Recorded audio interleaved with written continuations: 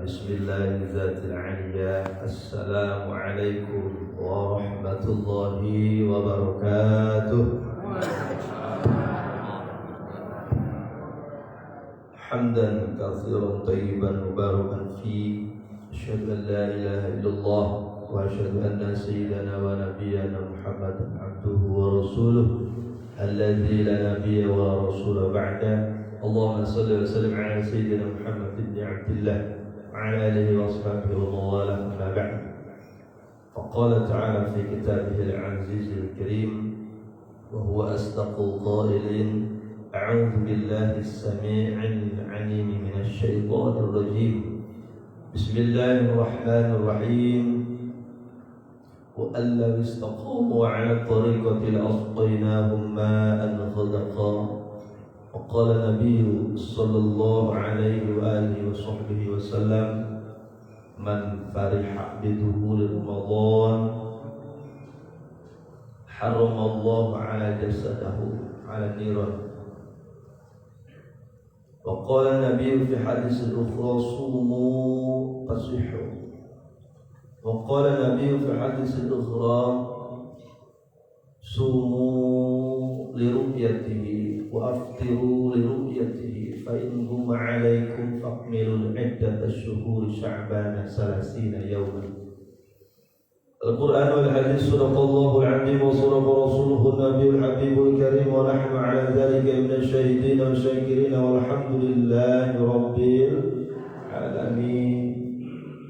Yang saya hormati para pensepuh, para jemaah, Bapak Ibu yang dimuliakan Allah Subhanahu wa taala. Semoga kita semua senantiasa diberikan kenikmatan oleh Allah Azza wa Jalla, terutama nikmat sehat jasmani serta sehat rohani. Yang alhamdulillah pada kesempatan ini kita masih diberikan nikmat jasmani oleh Allah Subhanahu wa taala. Jasmani itu termasuk hasanah di dunia yang selama ini kita pinta panjatkan kepada Allah. Kita setiap hari berdoa, ya Allah, turunkanlah hasanah di dunia, kebaikan di dunia. Rabbana atina fid dunya hasanah. Saya yakin semuanya doanya sudah hafal itu semua.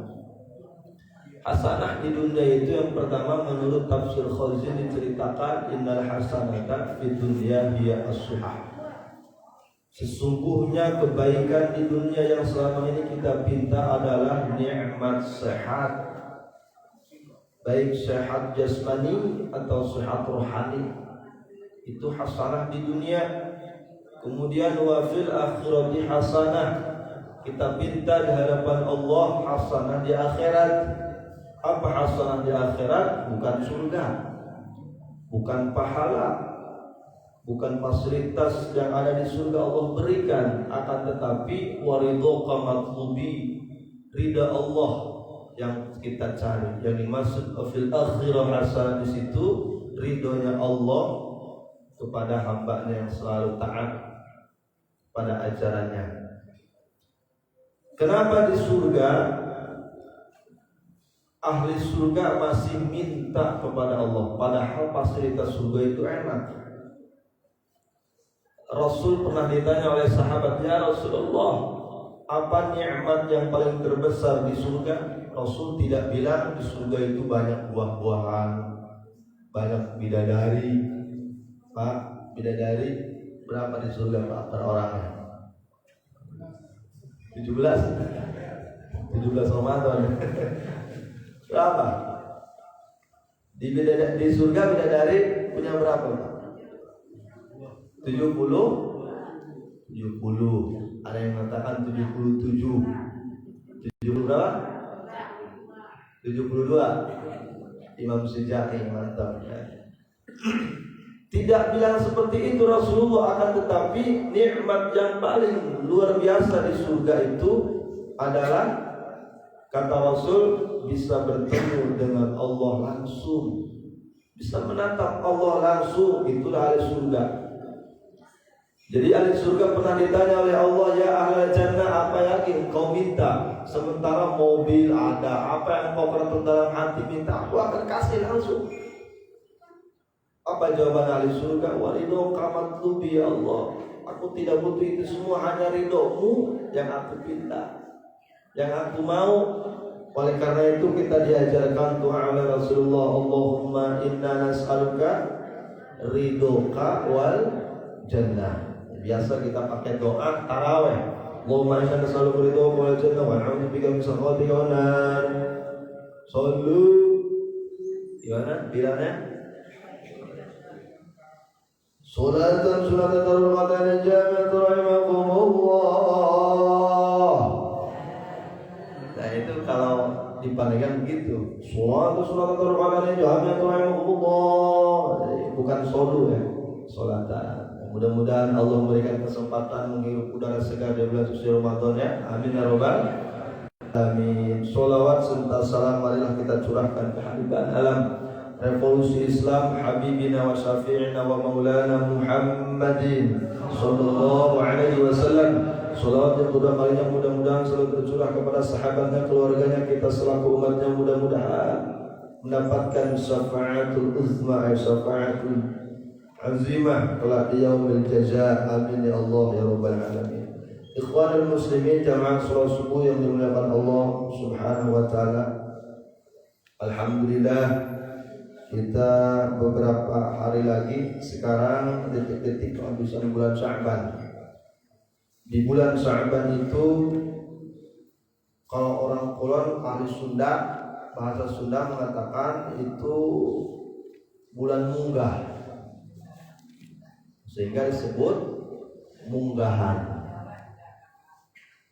Kalau orang dalamnya lagi ruahan, sama itu. Bulan munggah, bulan Sya'ban, bulan ruah. Ya, itu tiga boleh. Tapi bahasa Arab itu bahasa Sya'ban.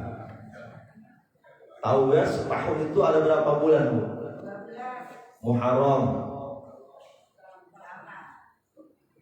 Muharram. Terus 3. Giliran bulan nasional itu Januari, Februari, Maret, April, Mei, Juni. Nah, inilah ketidakadilan kita di hadapan Allah ya. Muharram, Safar, Rabiul Awal, Rabiul Akhir, Jumadil Akhir, terus Rajab, Sya'ban, Ramadan, Syawal, Dzulqa'dah, Dzulhijjah. Terus udah ya. Muharram, Safar, Rabiul Awal, Rabiul Akhir, Jumadil Awal, Jumadil Akhir, Rajab, Sya'ban, Ramadan, Syawal, Dzulqa'dah, Dzulhijjah.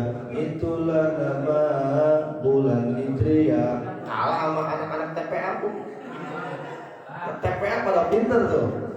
Giliran Januari, Februari, Maret tuh nggak ada yang nggak tahu, itu semua tahu. Nah itulah ketidakadilan kita di hadapan Allah.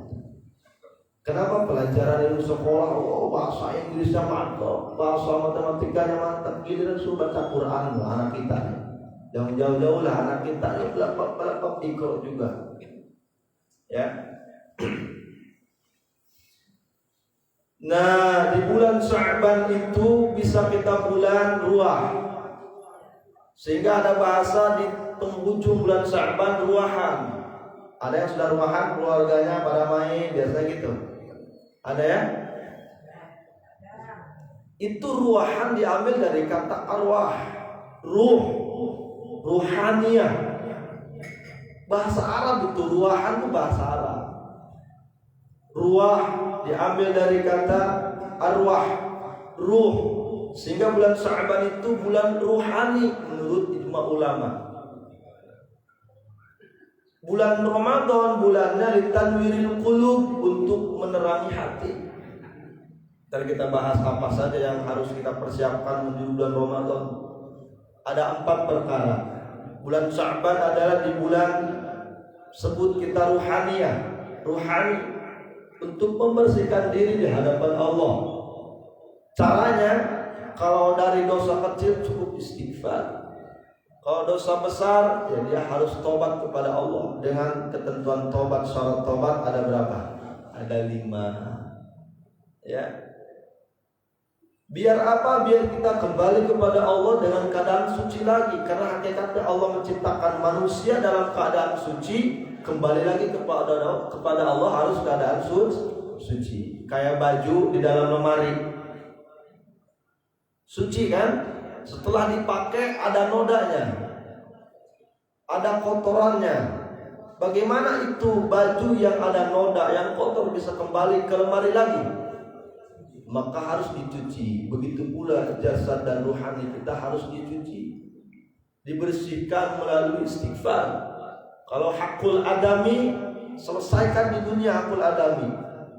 Seperti hutang, pernah berzolim kepada sama manusia, itu harus saling memaafkan. Wal-'afina 'anil nas.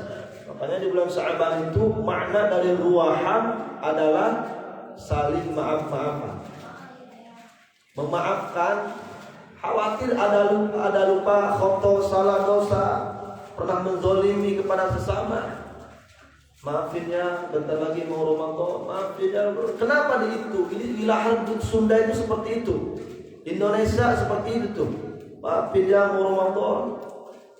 Karena kalau masih saling benci, masih menaruh titik hitam rasa kebencian di dalam hati kepada sesama, maka Rasul pernah bersabda, orang yang saling membenci kepada temannya sesama lebih dari 3 hari, maka puasa Ramadannya tidak akan pernah diterima. Ya, tidak akan pernah diterima. Nauzubillah summa nauzubillah min dzalik. Nah, itulah bulan Sya'ban. Kemudian di bulan Ramadan, setelah Sya'ban, bulan Ramadan, apa saja yang harus kita siapkan di bulan suci Ramadan? Disiapkan ada 4. Ada 4 perkara yang harus kita siapkan untuk menuju bulan suci Ramadan. Yang pertama adalah kita persiapkan ruhaniyah, bangsa ruh, karena yang menghadap kepada Allah itu adalah ruh, bukan jasad. Jasad mah meninggal dikubur jadi bangkai, hancur dimakan belatung, udah selesai. Tapi kalau ruh bisa menghadap kepada Allah, ditanya dalam kubur, man rabbuka, siapa Tuhanmu, maka amal salat akan menjawab Allahu Rabbi. Wa man nabiyuka, siapa nabimu, maka amal bacaan sholawat akan menjawab wa Muhammadun nabiyyi, Muhammad adalah nabiku. Kemudian wal Qur'anu imami, wa ma imamuka, apa imam pedoman hidupku. Kemudian amal bacaan Al-Qur'an akan menjawab wal Qur'anu imami. Kemudian wa ma kiblatuka, arah kiblatmu kemana? Maka sujud yang ikhlas selama 5 hari 5 waktu, 5 waktu di setiap hari itu akan menjawab wal ka'batu kiblati, Ka'bah adalah kiblatku. Kemudian wal muslimuna wal mu'minuna ikhwani, wa man ikhwanuka, siapa saudaramu? Kita jawab wal muslimuna wal mu'minuna ikhwani. Orang beriman dan orang memeluk agama Islam itu saudaraku. Itu jawaban amalia, saling memaafkan dan menjalin silaturahim. Berarti penting itu silaturahim. Meskipun lewat HP, saling nyapa, ya. Itu ruhani ya. Ruhani bagaimana bisa menjadi suci murni di hadapan Allah? Yang pertama, berbanyak baca istighfar, karena istighfar itu merupakan sabun cuci kalau di pakaian. Pakaian kalau kotor, pengen kembali ke lemari lagi dalam keadaan suci, harus dicuci. Mending nodanya kalau sedikit, coba kalau banyak disikat terus, bahkan nggak hilang terus, direndam selama 2 hari. Tuh, setelah direndam bisa nggak langsung ke lemari? Belum. Dijemur, setelah dijemur langsung bisa ke lemari? Enggak, dilipat lagi, bahkan disetrika biar rapi. biar murni lagi ke dalam lemari. Setelah itu biar wangi pakai apa? Minyak wangi, semprot pakai key spray. Orang-orang laundry kan pakai minyak kan, wangi. Setelah itu baru bisa masuk ke lemari dalam keadaan bersih kembali. Begitu pula ruhani kita nih.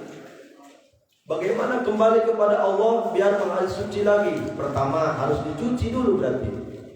Pakai sabun cuci. Sabun cucinya adalah istighfar.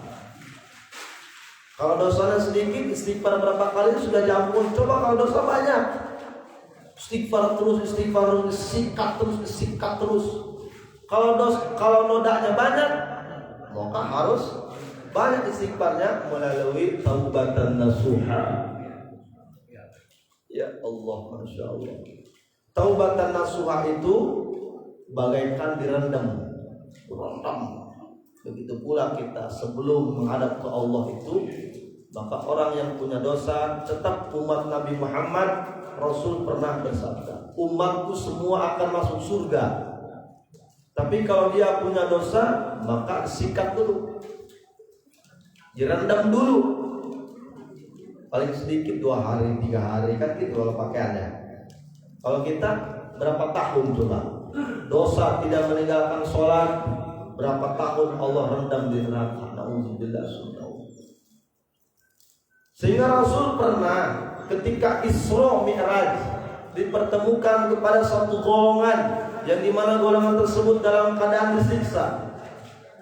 Bentuk siksaannya adalah kepalanya dipukul, setelah hancur kembali lagi semula, dipukul lagi kembali lagi semula, dipukul hancur kembali seterusnya. Maka Rasul bertanya kepada Jibril, ya Jibril, man haula ya Jibril, siapakah itu umat itu sehingga siksaannya yang begitu pedih?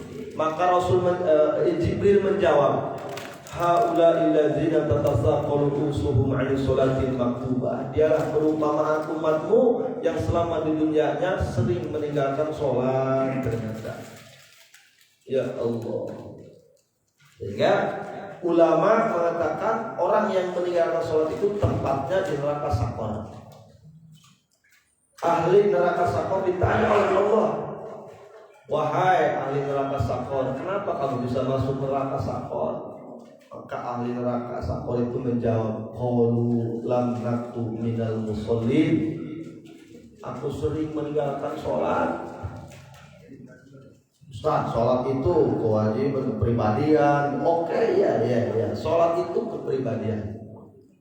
Ya, pada saat bencana di kampung itu bukan orang yang tidak sholat doang. Yang sholat itu ahli ibadah kena bencana. Nah itu jadi ruginya semua ya. Kemudian yang kedua adalah persiapan jasmania, jasad. Jasmani badan harus kuat untuk menuju bulan suci. Jadi orang yang sakit makanya tidak wajib puasa, boleh berbuka. Tapi di bulan Syawal kan dia wajib qadha. Qadha itu bayar hutang. Tidak puasanya 2 hari ya puasa qadha 2 hari di bulan Syawal. Cara untuk mudah mengqadha bulan Ramadan dibarengkan dengan puasa Syawalan 6 hari setelah Lebaran. Man shoma Ramadhana, kemudian fa'asba'ahu sittan min Syawal, barang siapa yang puasa 6 hari di bulan Syawal disebutnya Syawalan, maka dia akan dibangunkan gedung yang terbuat dari emas di surga. Jadi kalau batal di bulan Ramadan, kemudian wajib qadha di bulan Syawal, niatnya niat qadha, tapi puasanya di puasa bulan Syawal. Pahala Syawalnya sunnah dapat, qadha kebayar. Jangan buat niat puasa sunnah Syawal, jangan, ntar qadhanya nggak ke bawah. Tapi kalau qadhanya niat qadha ke bawah, niat qadha kemudian puasanya di hari bulan Syawal, insya Allah pahala sunnahnya dapat. Jadi 2, niat qadha dapat, kemudian niat puasa sunnah Syawal dapat. Sekarang yang masih punya qadha tahun kemarin masih ada kesempatan untuk mengqadha. Ya, masih ada kesempatan untuk mengqadha Ramadan tahun kemarin. Tidak menutup kemungkinan khawatir ada yang masih belum qada puasa Ramadan tahun kemarin, sekarang bisa nih, masih ada berapa hari lagi kita? 5 hari. Nah 5 hari itu pakai qada. Kalau nggak sempat dia, maka dia dosa. Tuh, keburu datang Ramadan lagi, double jadinya, ya. Maka saya ingatkan lagi, kalau masih ada qada di bulan Ramadan tahun kemarin, bisa mengqada sekarang, masih ada kesempatan. Khawatir datang bulan Ramadan tahun ini. Kemudian yang ketiga adalah persiapkan amaliyah. Amaliyah itu bentuk amal soleh. Yang ketiga bentuk maliyah sedekah. Yang keempat adalah harta. Persiapkan harta. Jadi bulan Ramadan itu memang ada zakat fitrah, ada zakat sedekah, ada infak, ada hibah. Pada bulan Ramadan biasanya zakat fitrah itu di penghujung, ya. Bismillahirrahmanirrahim. Di sini kita masih membahas hadis Rasulullah yang di dalam kitab Durratun Nasihin, Al-Majlisul Awwal fi Fadilati Syahri Ramadan. Majlis yang pertama akan membahas tentang keutamaan di bulan suci Ramadan. Ramadan itu diambil dari kata Romadho. Romadho artinya panas. Panas tenggorokan kayak, panas perut kayak, panas pikiran, panas nafsu. Itu rasanya Ramadan itu kepengen nafsu aja tuh. Ya, kita makan bukan puasa sebetulnya, memindahkan makan dari siang hari ke malam, gitu ya. Karena belum bisa murni puasanya, karena puasanya para anbiya wal mursal itu puasa khawasil khawas, orang yang ikhlas dalam puasanya. Kalau kita puasa awam, puasa yang hanya sekedar memindahkan lapar dan dahaga dari siang ke waktu malam. Giliran jam 5 kan, wabat tuh motor di jalan tuh, cari bukber, cari apa? Takjil, kolak dibeli, rujak dibeli, tulang kaleng dibeli, sekutang dibeli, goreng pisang dibeli, goreng nangka dibeli, semua dibeli. Datang ke rumah, siapa yang makan itu? Airnya buang aja, kebuang, bukan? Nafsu. Kekenyangan, giliran sholat taraweh kan ngap. Amuai. Ngap kan? Ngap. Pulang dari masjid ditanya oleh cucunya, "Bah, kenapa, Bah?" Aduh, Abah rasanya mabuk taraweh ini. Bukan mabuk taraweh itu mah. Kekenyangan, kemungkaraan. Goloyo lah jalannya. Itulah makna Ramadan, sehingga orang yang berbahagia datang bulan Ramadan maka Allah akan selamatkan dari panasnya api neraka. Man farriha bidukhuli Ramadan haramallahu jasadahu 'ala niran. Barang siapa yang berbunga, bahagia, gembira menyambut kedatangan bulan Ramadan, kita bahagia kan nih? Benar. Buktikan kebahagiaan kita, taraweh jangan 1, 2, 3 malam doang. Ini hari pertama, semangat taraweh, gotong royong masjid sikat, dipel, ada debu-debu bersihin. Malam 1, 2, 3 doang. Malam keempat tuh udah mulai sepi ya. Di masjid mana itu? Masjid Pandeglang ya? Gak ada di sini mah. Cuman yang di sini ngikutin orang Pandeglang. Bahagia di bulan suci Ramadan, maka Allah akan haramkan jasadnya untuk tersentuh oleh api neraka. Amin ya rabbal alamin. Kemudian di bulan suci Ramadan Allah berfirman, Bismillahirrahmanirrahim. Ya ayyuhalladzina amanu kutiba 'alaikumussyiyam. Wahai orang-orang yang beriman, yang dipanggil oleh Allah hanya orang-orang yang beriman. Berarti di luar orang yang beriman tidak dipanggil. Kenapa? Karena Allah mau mewajibkan puasa. Puasa itu khusus orang yang beriman. orang yang Islam memeluk syariat agama Nabi Muhammad SAW. Non-Muslim tidak dipanggil, bahkan tidak wajib puasanya, bahkan tidak sah puasanya. Sehingga persyaratan syarat wajib dan syarat sah puasa itu harus Islam. Karena di luar Islam laisa ahlan lil ibadah, bukan ahli ibadah. Nah itu kok hari Minggu kan ada ibadah, bukan ibadah itu mah. Ya, kalau bahasa kita ibadah, ibadahnya apa? Sholat. Ini kadang-kadang sholat dirubah menjadi sembahyang. Kok sholat jadi sembahyang? Secara bahasa galib kan nggak salah itu, ya. Tapi salah itu. Udah sholat aja, kita harus bangga dengan bahasa Islam, sholat. Bu, saya belum sholat ya, sholat dulu. Ini kan banyak, Bu, saya belum sembahyang dulu ya. Tuh. Sholat aja lu, jangan sembahyang lah ya. Sembahyang itu kan bahasanya umum. Sembahyang Allah. Itu bisa sembahyang itu. Tapi kalau sholat mereka tidak bilang sholat, kita doang yang sholat. Ya.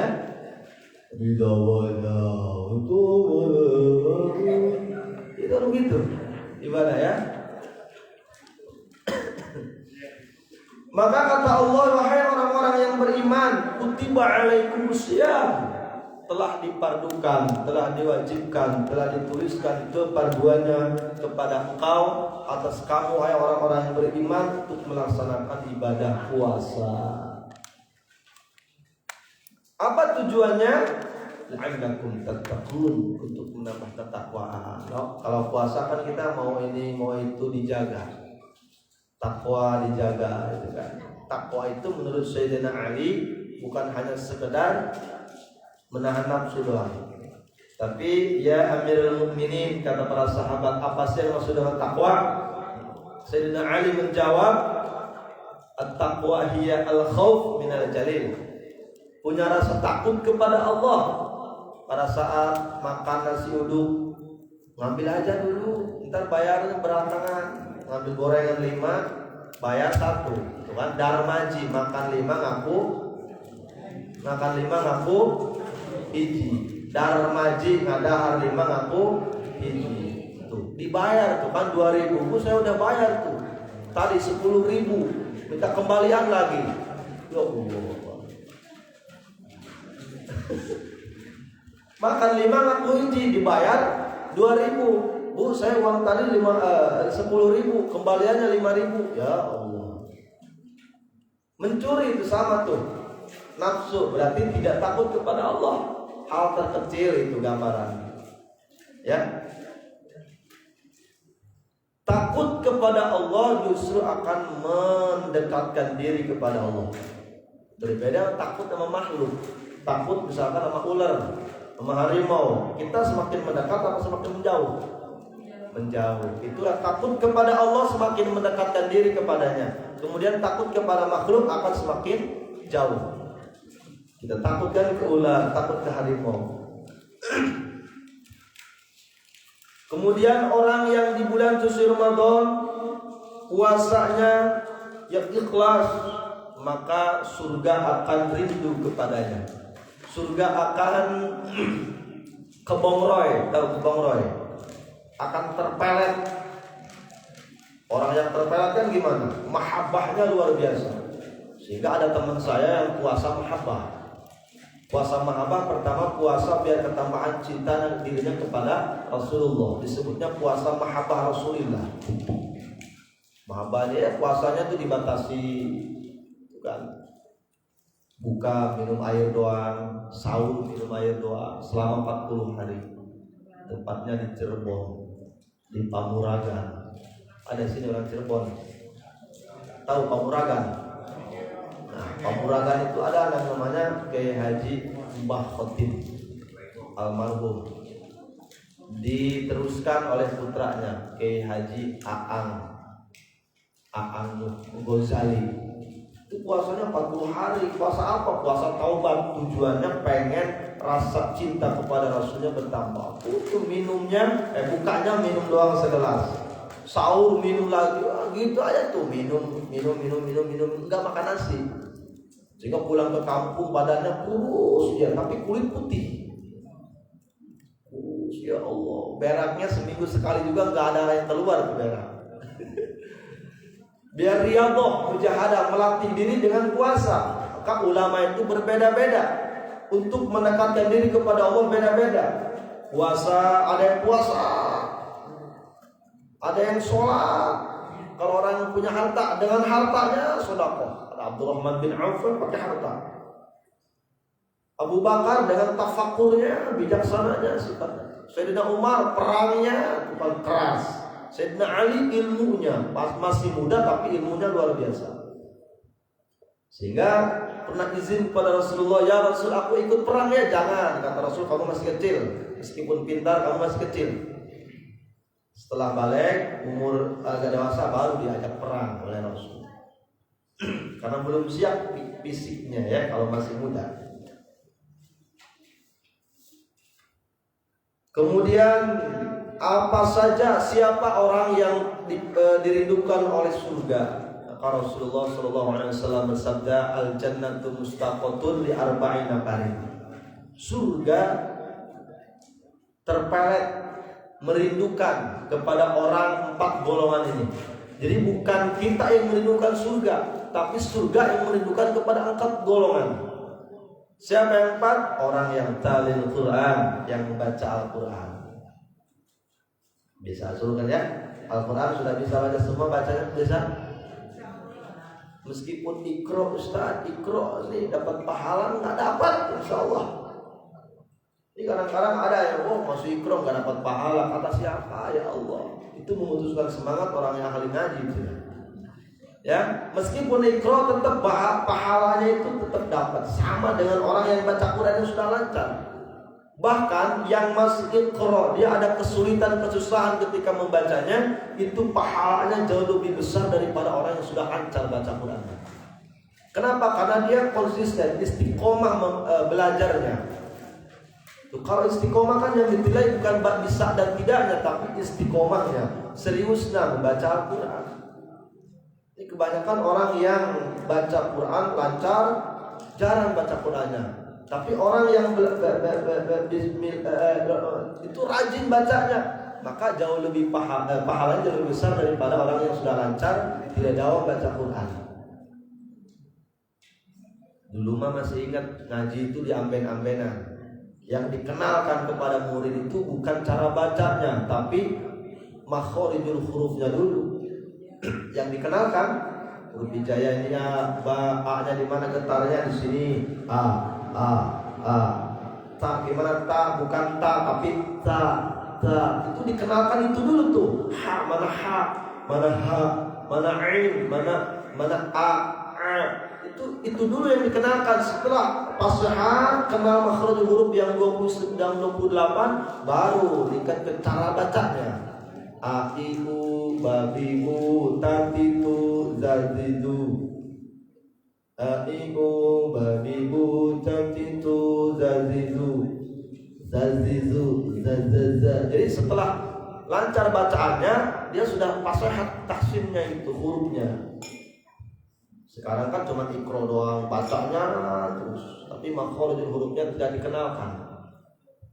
Jadi susah kalau sudah menjadi tadi. Mana ain, mana a, gitu kan? Getarnya di dada. Kalau ain ada di sini, ain, itu kan harus tuh, harus dibedakan. Ini ma'ain bukan, hamzah bukan, ain bukan, hamzah bukan, Kalau hamzah, kalau ain, beda itu kok jadi ain bukan, hamzah enggak, bukan. Hamzah bukan, ain bukan. Yang betul hamzah ain itu dulu ngaji itu fasihah dulu yang dikenal. Kemudian yang kedua adalah orang yang menjaga lisannya.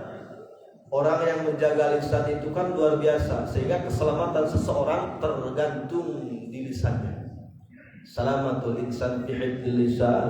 Orang yang bisa menjaga lisannya, maka dia akan selamat hidupnya di hadapan Allah Subhanahu wa taala.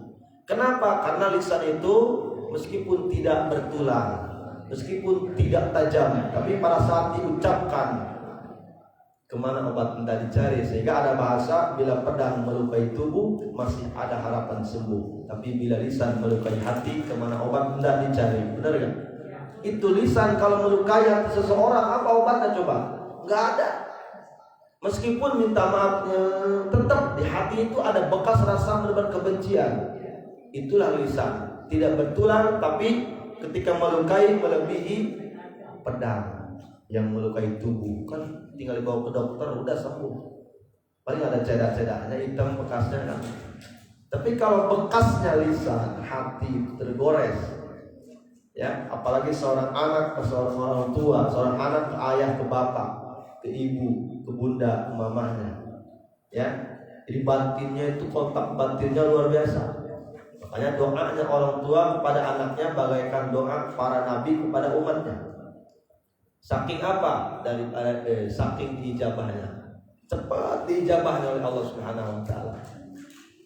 Makanya ibu kalau anak ini bandel, jangan ngomong dasar kamu anak bandel, itu jadi doa itu. Dasar kamu bandel ya, kamu malah kesiapan ini. Siapa lagi kalau bukan orang tuanya mah. Kan gitu. Ya, harusnya kita ajak kebaikan doang. Jadi bahasa-bahasa di orang tuanya itu harus terdengar bahasa baik telinga anaknya. Kayak memerintahkan sholat, nah ayo sholat. Jangan begini, nah kamu kalau nggak sholat kamu akan masuk neraka. Nah jangan begitu. Sepintas mah kayak bener kan. Nah ayo sholat, kalau nggak sholat kamu akan masuk neraka. Itu salah bahasa. Kalau di ajri tamrin mendidik kepada anak itu, nah ayo sholat, harusnya begini, nah ayo sholat, biar kita di surga, kita bisa bareng-bareng di surga. Gitu ya. Jadi jangan, nah kamu kalau nggak sholat kamu masuk neraka. Nah harusnya, nah ayo sholat bareng-bareng sama ayah, biar kita bareng-bareng di surganya Allah. Nah, gitu kan. Itu bahasa-bahasa yang insya Allah tidak keluar dari ketentuan Rasulullah. Kemudian yang terakhir, nomor keempat, orang yang dirindukan oleh surga, as-shaimi Ramadan, orang yang puasa di bulan suci Ramadan. Sehingga orang yang puasa itu, tapi kan mulutnya bau ya, tapi itu bagaikan minyak misik, lebih wangi dari minyak misik di hadapan Allah. Tapi jangan bangun tidur, itu menjahil. Tampol bisa jadi itu. Orang teman ya.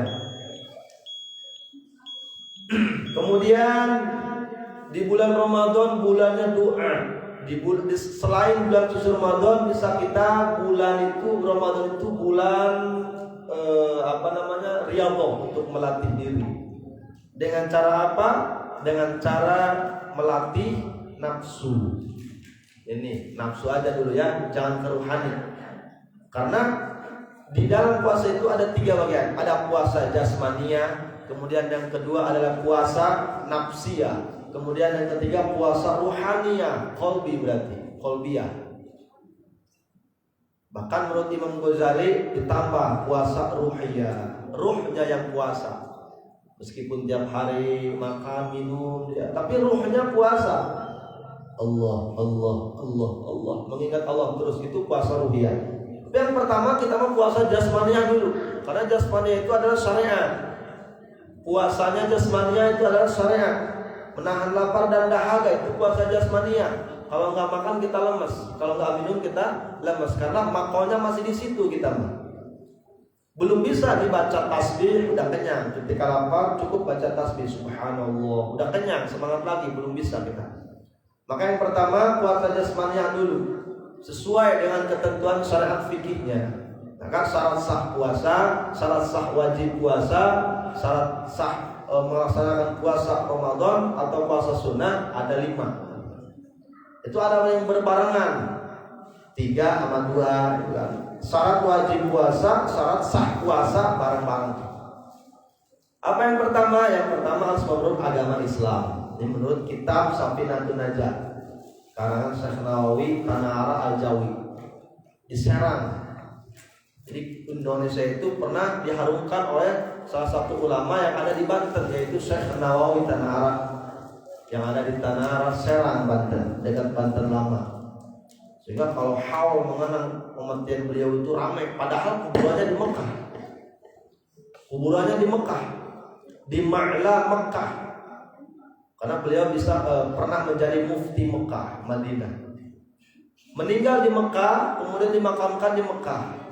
Di sini Mama Ruyani Tesembur, di sini Kiai Haji Ahmad Sujai, di sebelah ini lagi adalah Syekh Nawawi Tanara, di pinggirnya Syekh Nawawi adalah putri Sayyidina Abu Bakar yang musuh, namanya Siti Asma. Tuh, jadi Syekh Nawawi itu berdampingan kuburannya dengan putri Abu Bakar, Siti Asma. Siti Asma itu yang ketika Rasul pulang dari medan perang selalu menyuguhkan makanan, itu Siti Asma. Menyuguhkan makanan Rasulullah ketika pulang dari medan perang. Maka yang pertama harus memeluk agama Islam. Jadi kalau orang non-muslim di luar Islam tidak sah puasanya, bahkan tidak wajib melaksanakan puasa. Kemudian yang kedua nih, harus niat di waktu malam. Yang kedua adalah baligh. Baligh itu dewasa. Sekarang anak kecil umur 10 tahun itu udah ada yang baligh. Beda sama zaman dulu. Mandi telanjang itu di depan orang banyak 10 tahun belum malu tuh. Zaman dulu. Hujan-hujanan telanjang kan nggak pakai celana. Ada yang ngalami gitu. Hujan-hujanan umur di bawah 10 tahun, umur 8 tahun lah. 8 tahun, hujan-hujanan belum malu. Tapi kalau yang sekarang udah tuh, umur kayak segede Pati itu udah malu. Pati berapa umur? 6 tahun, baru 6. Udah punya rasa malunya itu, udah malu mama katanya kan gitu. Itu anak sekarang, zaman dulu itu nggak ada. Makanya haidnya itu anak zaman dulu, perempuannya haid umur 15 tahun baru haid, 14 tahun baru haid. Sekarang mah 8-10 itu udah banyak haid. Maka meskipun belum umur 15 tahun, belum balik, kan kalau balik dari segi umur itu 15 tahun ke atas. Meskipun belum umur 15 tahun, tapi kalau sudah balik, kalau sudah haid, kalau sudah mengalami mimpi basah, maka sudah wajib puasa. Sah puasanya. Laki-laki itu sama. Laki-laki nggak ada yang haid ya. Ada juga si kehat itu. Nah, itu sudah wajib melaksanakan puasa. Berarti anak kecil tidak sah puasa, bukan tidak sah, belum wajib melaksanakan puasa. Sah puasanya mah pahalanya akan dibagi dengan orang tuanya. Makanya orang tua itu meskipun anak yang belum balik, didik untuk melaksanakan puasa meskipun belum balik. Nah, ayo puasa sama mama ayo. Nah, ayo puasa sama ibu bareng. Kalau nggak mendidik, maka orang tuanya tuh gimana? Kalau sudah balik tidak terlatih, orang tuanya dosa karena tidak mendidik. Begitu ya. Kemudian yang ketiga punya akal sempurna, aklan kamilan. Orang yang wajib puasa itu orang yang punya akal sempurna. Akal sempurna itu termasuk orang yang mughma alaih tidak wajib puasa. Mughma alaih itu punya penyakit stres, ya apa namanya ya, epilepsi kayak gitulah, ya. Berarti orang gila tidak wajib puasa. Orang yang nggak pakai celana di pinggir jalan tuh, itu nggak wajib puasa dia tuh, ya, tidak wajib orang gila. Karena orang gila ya tidak dihisab. Orang yang bebas dari kalam Allah itu 3 golongan. 1, orang yang masih kecil belum balik. 2, orang yang tidur. 3, orang yang gila. Rufi'al qalam an salasin, majnunun, as-sabiyun, au na'imun. Orang yang gila, masih kecil, kemudian terakhir orang yang tidur, tidak ditulis kolam oleh Allah. Dibebas diangkat rufi'al qalam, meskipun anak kecil mencuri tidak dosa. Tapi kalau orang tuanya tidak memberikan ilmu, maka dosa orang tuanya. Makanya jangan begini, nggak ada orang tua seperti ini. Nah, kamu belum dosa, mencuri juga itu, curi itu, Pak Haji itu uangnya itu gede. Maka orang tuanya itu dosa. Cuman di mana orang tua kayak gitu? Nggak ada kan gitu. Meskipun belum dosa, belum wajib melaksanakan puasa, tetap wajib bagi orang tuanya mendidik kepada anaknya biar terdidik melaksanakan kewajiban. Sama sholat begitu sama. Umur 10 tahun, umur dari 7 nih, 7, 8 itu sudah dididik. Sholatnya ayo. Setelah umur 10 tahun tidak mau juga sholat, maka pukul pakai lidi 3 lembar. Cepret. Yang keras-keras khawatir menimbulkan luka ya. Maka boleh dipukul tapi jangan menimbulkan luka. Itulah syariat untuk mendidik orang tua kepada anaknya. Kemudian yang ke berapa ini? Syarat wajib puasa apa? Syarat sah puasa? 4. Nomor keempat, 1 adalah menurut agama Islam. 2 balik. 3 akal sempurna. Yang keempat adalah niat di waktu malam. Niat itu harus di waktu malam. Kalau puasa wajib. Kalau puasa sunnah setelah sholat subuh juga boleh sepanjang belum minum apa-apa, belum makan apa-apa. Kalau sunnah, makanya setelah imam taraweh beres taraweh bimbing. Nawaitu shoma ghadin atadai fani syari ramadana di sanati man sabatillahi wajib karim. Atau maulillahi ta'ala boleh. Jadi, kok ini pakai iman wahdi sahabat? Oh, cekcok kali juga. Puasanya itu niat dalam hati, bukan di lisan. Ya, meskipun ini kadang-kadang kan ada yang beda ya. Nawaitu shoma ghadin anadai pada saya ada Ramadana, ada Ramadani. Masih ya ada dari sekarang sampai sekarang belum beres-beres itu. Sama aja, ya. Bahkan orang niatnya orang yang awam mau Ramadana, Ramadani, mau Ramadani boleh, tetap jadi. Ramadana boleh karena dia nggak tahu ilmunya. Karena niat itu di hati, ya. Di lisan itu hukumnya sunnah diucapkan sama dengan niat sholat.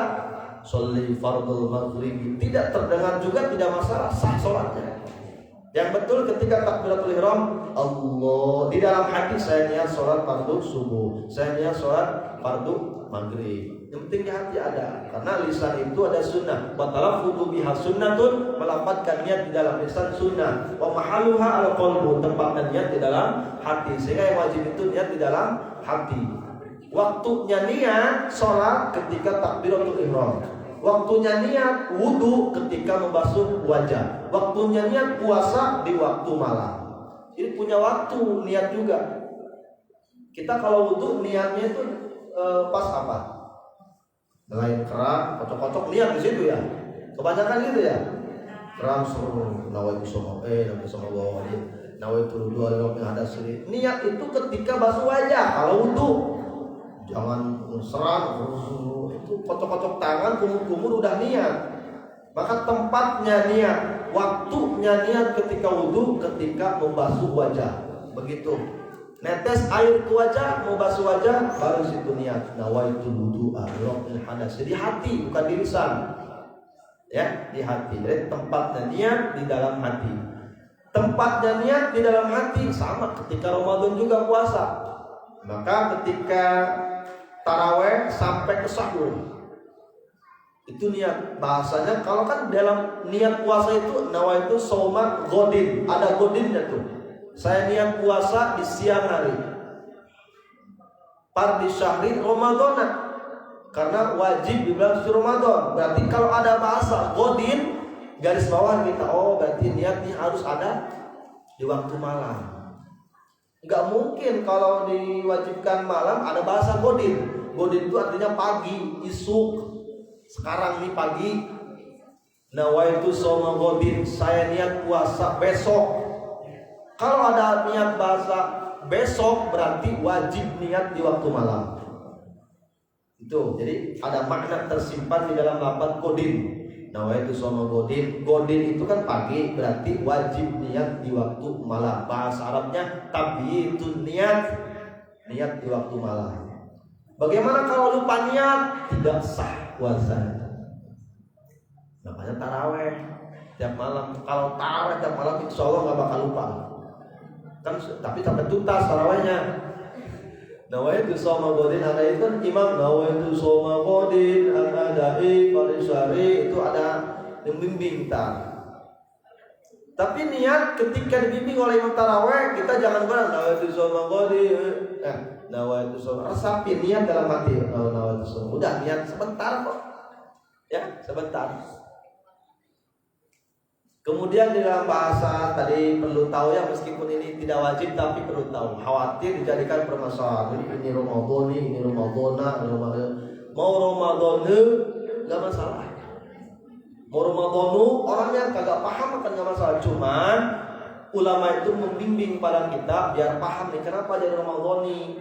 Nawaitu shauma ghadin an ada'i fardi syahri Ramadhani adi sanati. Kalau mau begitu harus Ramadhani karena semua jadi mudah pilih.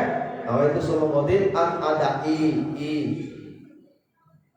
fardi syahri Ramadhani kan, nawaitu shauma ghadin an ada'i fardi syahri Ramadhani adihi sanati. Itu semua lillahi ta'ala.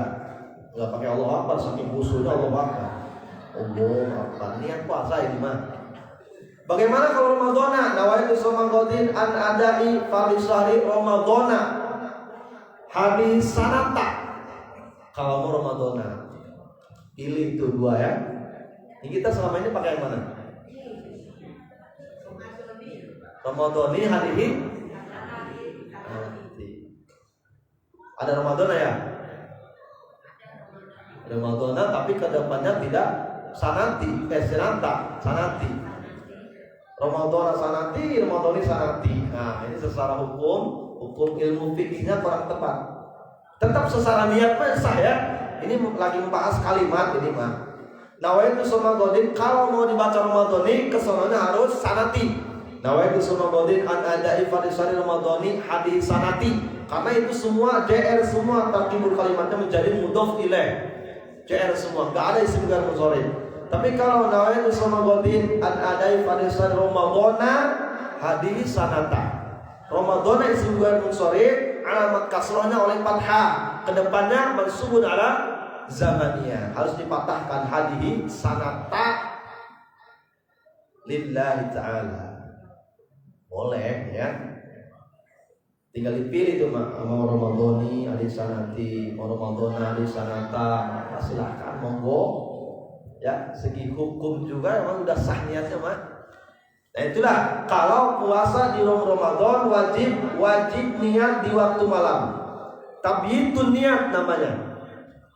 Tapi kalau puasa sunnah, ketinggalan sahur, bangun sholat subuh, dia baru niat. Boleh sepanjang belum makan apa-apa. Misalkan puasa Senin Kamis, puasa Nabi Daud, puasa yang mulbid ya, puasa bulan Rajab, Sya'ban, bulan Dzulhijjah.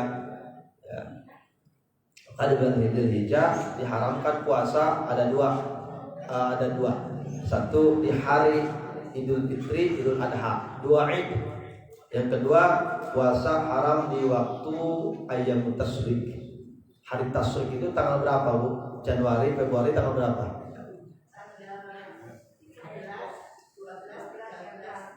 Di bulan Dzulhijjah, bulan haji, bulan Januari ya. Saya punya anak-anak saya nuzulul Quran, ya kan? Tanggal berapa Januari? 12 Januari katanya. 12 Januari ya. 17 Ramadan. Jadi kepancing pertanyaan. Karena di bulan Ramadan itu ada keistimewaannya luar biasa. Satu, orang melaksanakan dosa Allah tidak dulu catat sampai dia tobat di malam hari. Misalkan kita nih ya, mencuri atau punya dosa khoto dan punya berbohong sekarang, bulan Ramadan misalnya sekarang, sampai ke waktu sahur tidak langsung dicatat oleh malaikat amal kita. Itu saking mulia Ramadan. Karena saking mulia Ramadan itu ketika melaksanakan amal dosa maka tidak langsung dicatat sampai ke waktu sahur. Kalau di sahur tidak istighfar, tidak tobat, maka baru ditulis. Beda sama gini, gua dosa dulu aja mencuri di siang hari, ntar malam gua istighfar lah. Itu beda, lain. Ya. Kemudian amal yang tadinya 1 dibalas 10 oleh Allah, man ja'a bil hasanati falahu asyru amsalihha.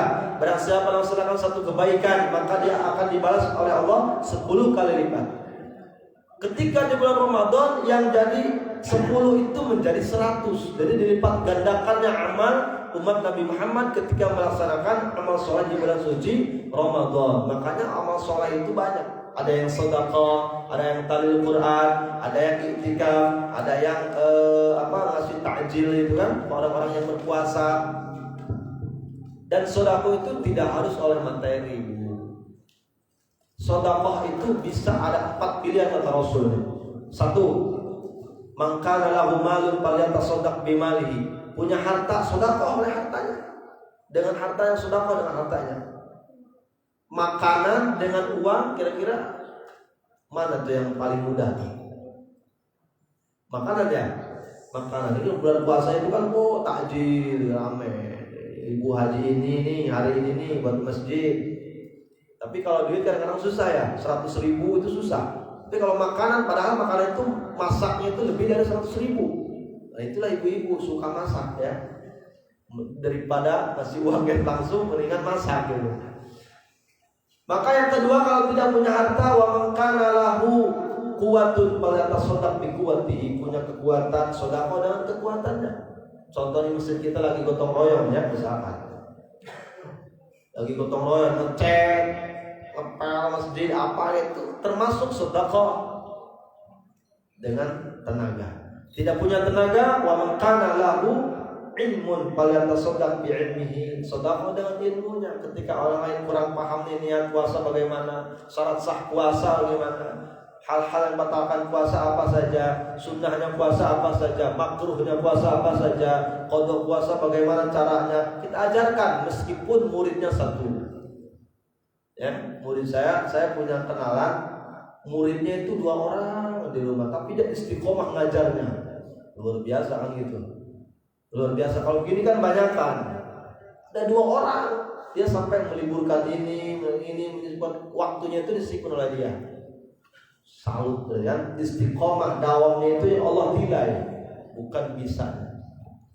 Kemudian yang terakhir, wa man kana lahu du'aun falyatasaddaq bi du'aihi. Barang siapa yang punya doa, punya kemampuan untuk mendoakan orang lain, harta tidak punya, kekuatan sudah enggak ada. Kemudian apalagi tadi ilmu tidak bisa, ya cukuplah yang terakhir mendoakan orang lain, itu juga termasuk sedekah. Wa man kana lahu du'aun falyatasaddaq bi du'aihi. Sedekah dengan doanya, bahkan mendoakan guru dan orang tua itu jauh lebih besar pahala daripada mendoakan muslimin muslimat. Nah, yang pertama kali kita doakan itu yang pertama orang tua, 2 adalah guru. Sehingga Uwais Al-Qarni ketika dia berdoa, Allahumma gfirli dzunubi. Allahumma, jadi yang dipinta ampunan itu orang tuanya, bukan dirinya.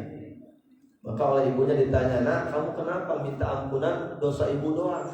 Sementara dengan dosamu bagaimana?" Uwais Al-Qarni menjawab, "Bu, dengan diampuni dosa ibu itu sudah bisa mengantarkan ridha Allah kepada aku. Ridha Allah fi ridhal walidain wa sukhtullahi fi sukhtil walidain." Ridha Allah ada di orang tuanya, bendunya Allah, murkanya Allah ada di orang tua. Makanya buatlah tersenyumlah di wajah orang tua. Kalau yang masih ada kita gunakan. Kalau yang sudah ada cukup mendoakan tiap sholat fardu ya, tiap sholat fardu. Kemudian dalam doa, ini kadang-kadang cukup ya, ya. Hampir setengah 7 ya? Belum. Nah, di dalam doa itu ketika ada yang bertanya, di mana sih Allah? Maka Allah itu dekat. Dalilnya, wa idza sa'alaka 'ibadi 'anni fa inni qarib. Ketika hambaku meminta kepadaku, meminta kepada Rabb-Nya, berdoa kepadaku, maka fa inni qarib, aku dekat. Dengan dekat itu kan Allah akan ijabah. Idza ujibu da'wati idza da'an, aku akan ijabah ketika dia berdoa. Ya kan, kalau minta kepada Allah itu Allah senang dipinta. Beda sama makhluk, ini dipinta kepada makhluk ya. Pertama minta garam, Bu, minta garam, dikasih. Yang kedua kali masih dikasih, yang ketiga kali dikasih terakhir itu sambil ngomong, dari kemarin minta mulu kan gitu. Itu manusia. Tapi ke Allah minta setiap hari ke Allah, Allah akan senang kepadanya. Itu bedanya. Karena Allah itu suka dipinta, suka kita doanya. Itulah Allah. Kemudian bentuk pengijabahan doa kita ada tiga, salah satu tiga hal. Satu, ketika dia